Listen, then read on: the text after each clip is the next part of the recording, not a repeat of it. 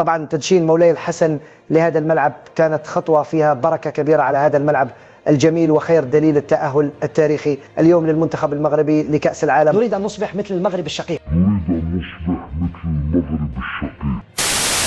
البطاقة الحمراء اليوم لن أشهرها، حشمت، استحيت أني نشهر البطاقة الحمراء، لأنه البطاقة الحمراء التي سنتحدث عنها في هذه السهرة تتعلق بملعب مولاي عبد الله بالرباط، وأردت اليوم أن أضع إسقاط على ما يحدث في البطولة الوطنية في وقت احنا هنا ما زالت الناس ما على بلاش وين تلعب، ما عندهاش ملاعب، نضربوا على شكون يقعد في الجنوب او في المدرج الجنوبي في ملعب 5 شويه منعرج، شكون يقعد في المدرج او المنعرج الشمالي.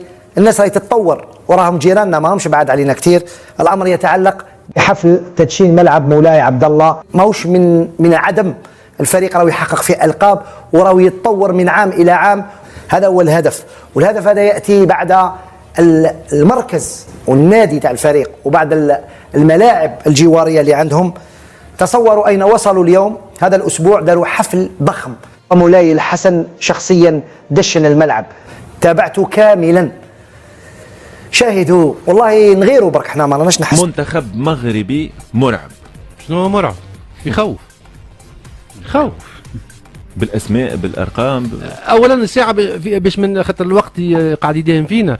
المغرب 30 سنه الاخرى ديما عندها لاعبين متميزين، ديما تلقاهم يلعبوا في رق عالميه كبيره.